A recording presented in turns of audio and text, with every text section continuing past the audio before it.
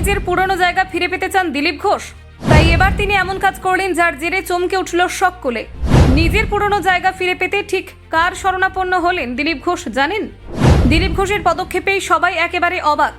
শেষমেশ কিনা এই ব্যক্তির শরণাপন্ন হলেন দিলীপ। দিলীপ ঘোষকে নিয়ে ফের চর্চা তুঙ্গে। জানেন ঠিক কী ঘটল? দেখুন, দলীয় নেতৃত্বের সঙ্গে দ্বন্দ্ব যতই তীব্র হোক না কেন, বিজেপির প্রাক্তন রাজ্য সভাপতি দিলীপ ঘোষ ফের রাজনীতির কেন্দ্রে নিজের অবস্থান স্পষ্ট করে দিতে চাইছেন। সম্প্রতি তিনি খড়গপুরে সংকটমোচন হনুমান চালিসা পাঠের আয়োজন করে জানিয়ে দিলেন তিনি এখান থেকে ফের লড়তে চান 2026 সালের বিধানসভা নির্বাচনে। দিলীপ ঘোষ সরাসরি না বললেও ইঙ্গিতে বুঝিয়ে দিয়েছেন যে খড়গপুরই তার রাজনৈতিক পছন্দের কেন্দ্র। যদিও এই বিষয়ে দলীয় নেতৃত্বকে তিনি কিছু জানাননি বলেও দাবি করেছেন, কিন্তু তিনি নিজেই স্বীকার করেছেন আগামী নির্বাচনে যদি তাকে প্রার্থী করা হয় তবে তিনি খড়গপুর থেকেই দাঁড়াতে চান। তবে বাস্তব রাজনৈতিক পরিস্থিতি অনেকটা জটিল। বর্তমানে খড়গপুর বিধানসভা কেন্দ্রের বিধায়ক হিরণ চট্টোপাধ্যায়, যিনি আবার বিরোধী দলনেতা শুভেন্দু অধিকারীর ঘনিষ্ঠ হিসেবে পরিচিত। ফলে দলের অভ্যন্তরীণ গোষ্ঠীদ্বন্দ্ব দিলীপের ইচ্ছে পূরণে বড় বাধা হয়ে দাঁড়াতে পারে।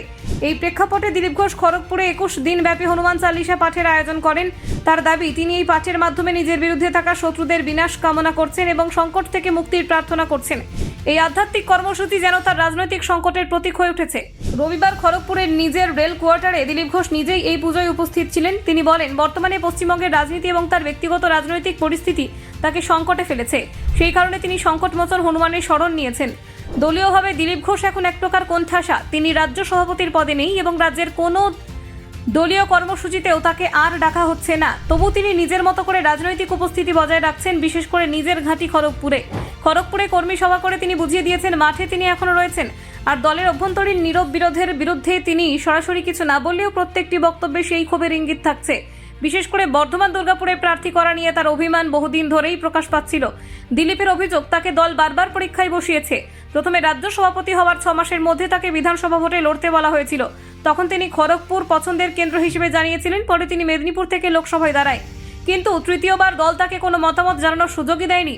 2024 সালের লোকসভা নির্বাচনে দল তাকে আবার প্রার্থী করলেও এই নিয়ে তার সঙ্গে কোনো আলোচনা হয়নি বলে দিলীপের দাবি।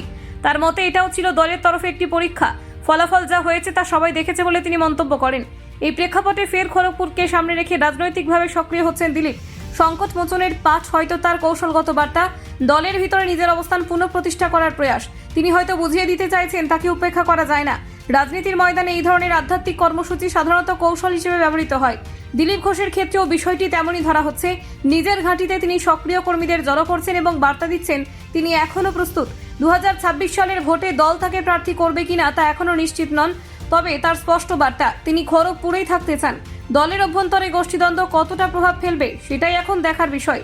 Bureau report, news prime Times.